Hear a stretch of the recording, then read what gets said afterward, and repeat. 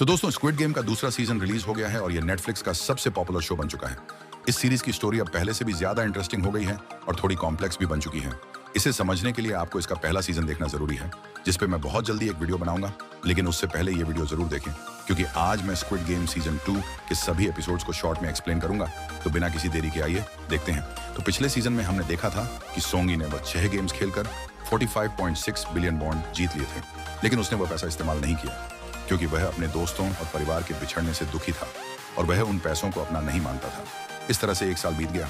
फिर ओएल नाम से मिलने और उसके मरने के बाद बहू ने एक नई जिंदगी शुरू करने का सोचा। इसके लिए वो अपनी बेटी से मिलने अमेरिका जाने वाला था, पर रास्ते में उसे वह रिक्रूटर दिख जाता है जिसने उसे उन गेम्स के लिए भर्ती किया था। इससे गहन को यह पता चला कि वह जानलेवा खेल अब भी चालू है।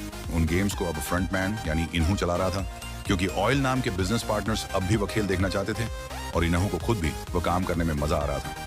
इसीलिए उसने ऑयल नाम के मरने के बाद भी उन गेम्स को चालू रखा, लेकिन गेहन ने अब उसे बंद करने का फैसला कर लिया था, जिसकी वजह से वो अमेरिका जाना कैंसिल कर देता है। गहन को अब यह समझ में आ गया था कि वो गेम वाले अभी तक उस पर नजर रख रहे हैं, इसलिए वह अपनी बॉडी को चेक करके उसमें से उन लोगों का ट्रैकर निकाल देता है। फिर गहन एक होटल खरीदता है और वहां वो अपने मिशन की तैयारी करता है, जिसके लिए वह बहुत सारी गन्स लेकर वहां प्रैक्टिस करने लगता है। इसके बाद गहन किम नाम के एक गुंडे के सारे पैसे लौटा देता है जिससे उसने पहले उधार लिया था, और वह किम को एक्स्ट्रा पैसे देकर उसे वह रिक्रूटर को ढूंढने बोलता है, जो कि लोगों को उस गेम के लिए चुनता है।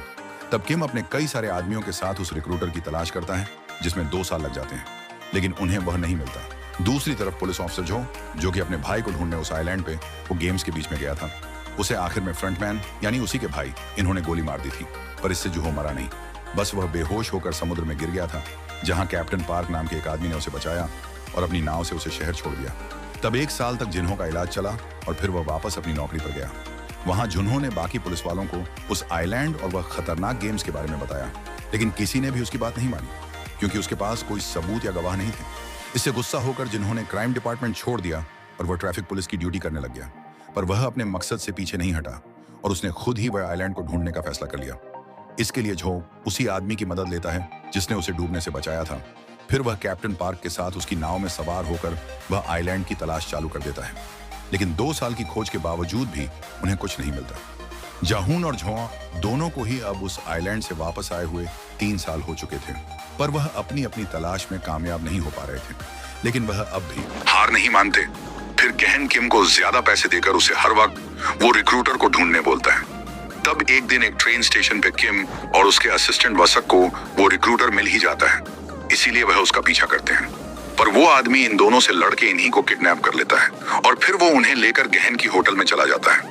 वहां वो रिक्रूटर किम और वसक के साथ एक छोटा सा गेम खेलता है, जिसमें हारने पर वह किम को मार डालता है और वसक को एक कमरे में बंद कर देता है। फिर वह गहन के कमरे में जाकर वहां उसका इंतजार करने लगता है। दूसरी तरफ जुन्हों ने अपनी ड्यूटी के दौरान गहन को काफी सारे मोबाइल और टैबलेट के साथ देख लिया था, जिससे उसे उस पर शक होता है। तब जुन्हों गहन की जासूसी करता है, जिससे उसे पता चलता है कि गहन एक गैंग के साथ मिलकर उन गेम वालों को ढूंढ रहा है। इसीलिए एक रात जो गहन की होटल के बाहर पहुंच जाता है और वहां छुपकर उसका वेट करता है। उधर जब गहन अपनी होटल में पहुंचता है तो वहां वो रिक्रूटर उसका इंतजार कर रहा था। गहन उस आदमी के बॉस से मिलना चाहता था, लेकिन वो रिक्रूटर बोलता है कि इसके लिए उसे एक गेम खेलना होगा, तभी उसे उसके बॉस का एड्रेस मिल सकता है। उस खेल में वो रिक्रूटर अपनी ही गन से खुद मारा जाता है।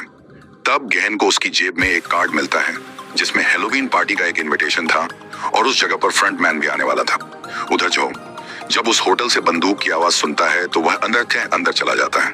वहां उसे एक कमरे में वसौक बंधा हुआ मिलता है। जुन्हों उसे खोल के गहन के पास जाता है। वहां वो रिक्रूटर को मरा हुआ देखकर झो को लगता है कि गहन ने उसे मारा है, लेकिन फिर वसक और गहन उसे सच्चाई बताते हैं। तब जुन्हों भी उनके साथ मिल जाता है और उन गेम वालों को पकड़ने में मदद करता है, पर वह गहन को यह नहीं बताता कि फ्रंटमैन उसका भाई है। इसके बाद वह लोग अपनी टीम में कुछ पुराने सोल्जर्स को भर्ती करते हैं, जिन्हें लेकर गहन वसोक और झो उस पार्टी में जाने वाले थे जिसका इनविटेशन रिक्रूटर के पास था। वहां जाने से पहले गहन अपने एक दांत में एक ट्रैकर लगा लेता है, ताकि अगर उसे किसी ने किडनैप किया तो बाकी लोग उसे ढूंढ पाए। फिर गहन वो हेलोइन पार्टी में जाता है और जुन्हों उन सोल्जर की टीम के साथ बाहर फ्रंटमैन को पकड़ने की तैयारी करके रखता है। फिर उस पार्टी में 2 पिंक सूट वाले वर्कर आते हैं और गहन को अपने साथ ले जाकर एक कार में छोड़ देते हैं, जिसमें फ्रंटमैन एक स्पीकर के जरिए गहन से बात करता है। दूसरी तरफ जो और वह सोल्जर की टीम उस कार का पीछा करते हैं। लेकिन फ्रंटमैन और उसके साथियों को यह बात मालूम थी, इसीलिए वह लोग उन सोल्जर और जूनो की कार को पंचर कर देते हैं। गहूम को जब यह पता चलता है तो वह दूसरा प्लान शुरू करता है और फ्रंटमैन को बोलता है कि वह उसे दोबारा उस गेम में ले चले, क्योंकि उसके दांत में ट्रैकर लगा था जिससे उसके साथी वो आइलैंड तक पहुंच सकते थे। तब फ्रंटमैन उसे बेहोश करके फिर से उस आइलैंड पर ले जाता है और बाकी प्लेयर्स के साथ गेम में शामिल कर लेता है। उधर जूनो व सोक और वो सोल्जर्स कैप्टन पार्क की बोट से गहन की लोकेशन को ट्रैक करते हैं, पर वो लोग गलत जगह पे गलत आदमी के पास पहुंच जाते हैं, क्योंकि गहन को उस आइलैंड पे ले जाने से पहले फ्रंटमैन ने उसके दांत से वो ट्रैकर निकाल लिया था। वहां उस गेम में फिर से टोटल 456 लोग खेलने आए थे, इसीलिए इनाम की रकम भी 456 बिलियन बोन यानी 270 करोड़ ही थी। और इस बार भी वहां दिन 6 अलग अलग गेम्स होने वाली थी। बस पिछली बार के मुकाबले एक नया रूल यह था कि अगर ज्यादातर प्लेयर्स वापस जाना चाहे तो वह अपने हिस्से के पैसे लेकर घर जा सकते थे। फिर उस जगह पे गहन को अपना एक पुराना दोस्त जोंगबे मिलता है, जिसके ऊपर बहुत सारा कर्ज हो गया था, इसीलिए वह पैसे जीतने यहाँ आया था। जीहन वहाँ जोंगबे को अपने साथ रहने और अपनी हर बात मानने के लिए बोलता है। इसके बाद वहाँ पहला खेल शुरू होता है, जो कि पिछली बार की ही तरह रेड लाइट ग्रीन लाइट वाला गेम था, जिसमें उस डोल के गाना रोकने पर हिलने वाले प्लेयर्स को मार दिया जाता है। गहन वहां गेम से पहले सबको यह समझाने की कोशिश करता है कि उस खेल में हारने वालों को मार दिया जाएगा, पर कोई उसकी बात नहीं सुनता। लेकिन फिर जब वहां प्लेयर्स मानने लगते हैं तो सब लोग गेहूं की बात मान लेते हैं और ज्यादातर प्लेयर्स जीत जाते हैं। अब वहां 456 में से 365 लोग बचे थे, और क्योंकि इनाम के पैसे प्लेयर्स के मरने पर ही बढ़ते हैं, इसीलिए कम लोगों के मरने से वहां पैसे भी कम ही जमा हुए थे, जिसकी वजह से कई लोग उस गेम को कंटिन्यू करने का सोचते हैं ताकि उन्हें ज्यादा पैसे मिले। तब गहन उन सबको बताता है कि वह पहले भी उस गेम को खेल चुका है और उसके साथ के सभी खिलाड़ी मारे गए थे, लेकिन इससे डरने की बजाय कई प्लेयर्स गहन की मदद से आगे के खेल जीतने की बात करते हैं। फिर गेम क्विट करने की वोटिंग में आधे लोग रुकने का फैसला करते हैं और आधे वापस जाने का, पर सिर्फ एक प्लेयर की मेजोरिटी से गेम को कंटिन्यू किया जाता है, और वह आखिरी प्लेयर था फ्रंटमैन यानी इन्हो, जिसने उस खेल में 2 वजह से हिस्सा लिया था। एक तो यह कि गहन उस गेम को बंद करने वहां आया था, इसीलिए फ्रंटमैन उस पर करीब से नजर रखना चाहता था, और दूसरी बात यह कि इन्हू गहन को यह एहसास दिलाना चाहता था कि उसका मकसद गलत है। कुछ साल पहले इन्हू एक पुलिस ऑफिसर था, लेकिन उसे रिश्वत लेने के इल्जाम में नौकरी से निकाल दिया गया था। उस वक्त इन्हू को अपनी बीवी के इलाज के लिए बहुत सारे पैसों की जरूरत थी, इसीलिए वह उस गेम को खेलने वहां गया, पर जब वह जीत के वापस लौटा तब तक उसकी बीवी मर चुकी थी, इसीलिए इनसे इन्हों को इस दुनिया से नफरत हो गई। तब ऑयल नाम ने उसे अपने गेम्स का लीडर बना दिया, क्योंकि उसे भी इंसानियत में विश्वास नहीं था, और क्योंकि अब गहन यहाँ लोगों की जान बचाने आया था, इसीलिए इन्हू उसे यह समझाना चाहता था कि इसका कोई फायदा नहीं है। फिर इन्हू यहाँ पर गेहून से दोस्ती कर लेता है और उसकी टीम में शामिल होकर सबको अपना नाम योंगेल बताता है। फिलहाल फ्रंटमैन ने अपना काम संभालने के लिए एक वर्कर को कंट्रोल रूम का ऑफिसर बना दिया था, और वो ऑफिसर कुछ वर्कर के साथ मिलकर मरे हुए प्लेयर्स के बॉडी ऑन ऑर्गन्स बेच रहा था। पिछली बार जब उन वर्कर्स ने एक डॉक्टर प्लेयर की मदद ली थी, तब फ्रंटमैन इस बात से गुस्सा हो गया था, इसीलिए इस बार वो ऑफिसर ने एक डॉक्टर को ही अपना वर्कर बना लिया, और उसकी हेल्प से वो लोग बॉडी पार्ट्स निकाल रहे थे। पर नोएल नाम की एक शूटर लड़की उनके काम में दखल दे रही थी। असल में वो वर्कर उन्हीं प्लेयर के बॉडी ऑन ऑर्गन्स निकालते थे जिनमें थोड़ी जान बाकी हो, लेकिन वो लड़की नोएल हारने वाले प्लेयर्स को पूरी तरह मार रही थी, जिससे उन वर्कर्स का धंधा खराब हो रहा था।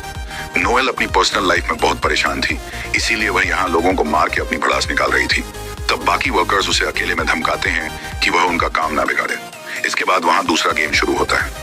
गिहन को लग रहा था कि वहाँ पिछली बार की तरह ही सभी गेम्स होंगे, लेकिन ये एक अलग गेम था जिसमें 5-5 प्लेयर्स की टीम बनाई जाती है और उनके पैरों को बांध दिया जाता है। इस गेम में हर टीम को 5 मिनट में 5 छोटे गेम्स खेलना था और एक छोटी रेस जीतना था, जिससे गिहोन की टीम और कई लोग जीत जाते हैं और हारने वाले लोगों को मार दिया जाता है। इस खेल के बाद अब वहाँ 365 में से 255 प्लेयर्स ही बचते हैं और अब हर प्लेयर को 78 मिलियन बोन यानी 47 लाख रुपए मिलने वाले थे। लेकिन वहां मौजूद लोगों के ऊपर करोड़ों रुपए का कर्ज था, इसीलिए उन्हें वह पैसे भी कम लग रहे थे, जिसकी वजह से कई प्लेयर्स एक और गेम खेलने की बात करते हैं ताकि उन्हें और ज्यादा पैसे मिल सके। तब गिहुन उन्हें फिर से समझाने की कोशिश करता है और इस बार योंगेल यानी इन्हू भी उसका साथ देता है। वैसे फ्रंटमैन तो यह चाहता था कि लोग आगे वह गेम खेले और मारे जाए, पर वो जानता था कि लालच की वजह से वह रुकने वाले नहीं है, इसीलिए वो उन्हें समझाने का नाटक कर रहा था ताकि वो गहू का भरोसा जीत सके। फिर वहां एक और बार वोटिंग होती है जिसमें 139 लोग आगे खेलना चाहते थे और 116 लोग वापस जाना चाहते थे। खेलने वालों की मेजॉरिटी देखकर गेम को जारी रखा जाता है और अब वहां गेम के फेवर और अपोज में रहने वालों के दो ग्रुप बन गए थे, जो कि एक दूसरे को अपना दुश्मन मान रहे थे। दूसरी तरफ जुनहो और वसो अब ज्यादा सोल्जर्स को लाकर दो अलग अलग टीम में डिवाइड हो जाते हैं और वह फिर से उस गेम सेंटर की तलाश करते हैं। तभी उन्हें एक आइलैंड के जंगल में एक दरवाजा मिलता है, जिसे वो उस गेम में जाने का रास्ता समझ लेते हैं। लेकिन वहां एक बॉम्ब लगा था, जो कि दरवाजे को खोलते ही फट जाता है और उससे एक सोल्जर मर जाता है। वो बॉम्ब फ्रंट मैन ने ही वहां लगवाया था ताकि उन्हें ढूंढने वाले लोग मारे जाएं। लेकिन एक आदमी के मरने के बाद भी जोहो और उसके साथी रुकते नहीं और वह आगे बढ़ते रहते हैं। उधर अब तीसरा गेम शुरू होता है, जिसमें सभी प्लेयर्स को एक हॉल में भेजा जाता है, जहां बहुत सारे कमरे थे। वहां म्यूजिक के रुकने पर सबको एक नंबर बताया जाता है और उन्हें 30 सेकंड में ही उतने लोगों का ग्रुप बनाकर वो कमरों में जाना था। उस गेम में 5 राउंड होते हैं और हर बार एक ऐसा नंबर बताया जाता है जिससे कि सभी लोग उन कमरों में समा ना सके। फिर उस गेम में भी कई प्लेयर मारे जाते हैं और अब वहां सिर्फ 100 लोग ही बचते हैं। इनाम के पैसे अब काफी ज्यादा बढ़ गए थे, लेकिन लोगों की जरूरत और लालच अब भी कम नहीं हुआ था। इसीलिए बहुत लोग अब भी एक और गेम खेलना चाहते थे। तब वहां फिर से वोटिंग होती है और इस बार रिजल्ट टाई हो जाता है। खेलने और नहीं खेलने वालों की तादाद बराबर थी। इसकी वजह से अगले दिन एक और बार वोटिंग होने वाली थी। फिर उस रात जब सबको वहां खाना मिलता है, तब उन्हें खाने के साथ एक फर्क यानी कांटे वाला चम्मच भी दिया जाता है, जिसे देखकर गिहन को यह अंदाजा लग जाता है कि वह गेम वालों ने उन्हें जानबूझकर फोक दिया है ताकि वह लोग एक दूसरे की जान ले सके। क्योंकि प्लेयर्स के आपस में लड़ने और मरने से भी उन गेम देखने वाले वीआईपी को मजा आता था।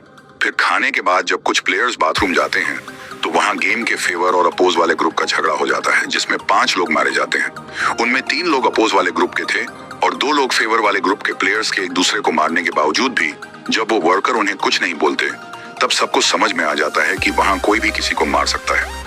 तब गेम के फेवर वाले ग्रुप के लोग रात के वक्त दूसरे ग्रुप को मारने का सोचते हैं, ताकि वह लोग वोटिंग भी जीत जाए और प्लेयर के कम होने से इनाम भी बढ़ जाए। दूसरी तरफ जूहो की टीम का वह नाव वाला आदमी कैप्टन पार्क रात के वक्त एक सोल्जर का ड्रोन खराब कर देता है और जब वह सोल्जर उसे देखता है तो कैप्टन पार्क उसे मार के पानी में फेंक देता है, क्योंकि कैप्टन पार्क असल में उन गेम वालों से मिला हुआ था। उसने फ्रंटमैन के कहने पर ही 3 साल पहले जो को बचाया था और उसे जानबूझकर असली आइलैंड से दूर रखा था। लेकिन यह बात अभी जूनो और बाकी सोल्जर्स को मालूम नहीं थी। उधर गिहुन को यह पता था कि वहां रात के वक्त सबकी लड़ाई होने वाली है, लेकिन वह ना तो उस लड़ाई में शामिल होना चाहता था और ना ही किसी को रोकना चाहता था, क्योंकि उसका असली मकसद था उन गेम वालों तक पहुंच के वो खेल बंद करना। इसके लिए गहन कुछ लोगों को अपने साथ लेकर एक टीम बनाता है, जिसमें कुछ आर्मी सोल्जर्स और इन्हू भी शामिल था। गहन का प्लान ये था कि जब रात को बाकी लोग एक दूसरे से लड़ने में बिजी होंगे, तब वह लोग छुप के गार्ड्स के आने का इंतजार करेंगे, क्योंकि वह गेम वाले नहीं चाहते थे कि सभी प्लेयर्स आपस में लड़ के मर जाएं। उन्हें अगले खेल के लिए थोड़े लोगों की जरूरत थी, इसीलिए गहन और उसके साथी वहां शांति से इंतजार करते हैं। फिर जब उस लड़ाई में कई लोग मारे जाते हैं, तब गार्ड्स उन प्लेयर को रोकने अंदर आते हैं। इस मौके का फायदा उठाकर गहू के साथी उन गार्ड्स पर हमला कर देते हैं और वह उनकी गन्स छीन लेते हैं। फिर वो एक गार्ड को पकड़ के उसे कंट्रोल रूम का रास्ता दिखाने बोलते हैं और बंदूक लेकर उस हॉल से बाहर निकलते हैं। इससे पूरे गेम सेंटर में खलबली मच जाती है और इन विद्रोही प्लेयर्स को रोकने के लिए सभी वर्कर हथियार लेकर तैनात हो जाते हैं। इसके बाद जैसे जैसे गहन का ग्रुप आगे बढ़ता है, तो उसमें से कुछ लोग मरते जाते हैं और उनकी गोलियां भी खत्म होने लगती हैं। तब गहन अपने दोस्त जोंगबे को लेकर कंट्रोल रूम की तरफ जाता है और बाकी लोग पीछे उन गार्ड्स को रोक के रखते हैं। फिर गहन और जोंगबे अपनी मदद के लिए कुछ लोगों को अपने पास बुलाते हैं। तब इन्हू 2 आदमियों के साथ वहां जाता है और वह रास्ते में ही उन दोनों को मार देता है। फिर वह गहन को कॉल करके ऐसा बताता है कि वह और उसके साथी हार गए। इसके बाद इन्हू फ्रंटमैन का रूप लेकर गिहुन के पास आता है और वो वहां जोंगवे को मार डालता है, ताकि इससे गहन का हौसला टूट जाए। फिर फ्रंटमैन के साथ ही जीहन को पकड़ लेते हैं और बाकी गार्ड्स सभी विद्रोही प्लेयर्स को मार के गेम हॉल पर कंट्रोल कर लेते हैं। आखिरी एपिसोड के पोस्ट क्रेडिट सीन में दिखता है कि बचे हुए प्लेयर्स को अगले गेम के लिए कहीं ले जाया जा रहा था। वो game red light green light का ही नया वर्जन था और इस बार प्लेयर्स पर नजर रखने के लिए वहां 2 डोल मौजूद थी। इसके आगे की कहानी तीसरे और आखिरी सीजन में दिखाई जाएंगी। तो दोस्तों, ये थी स्क्विड गेम सीजन 2 की एक्सप्लेनेशन। अगर आपको ये वीडियो अच्छी लगी हो तो इसे लाइक और शेयर जरूर करिए और ऐसी ही इंटरेस्टिंग वीडियोस देखने के लिए सब्सक्राइब कीजिए हमारा चैनल और इस बेल आइकॉन को दबाइए, ताकि आपको हमारी वीडियो सही टाइम पर मिल सके।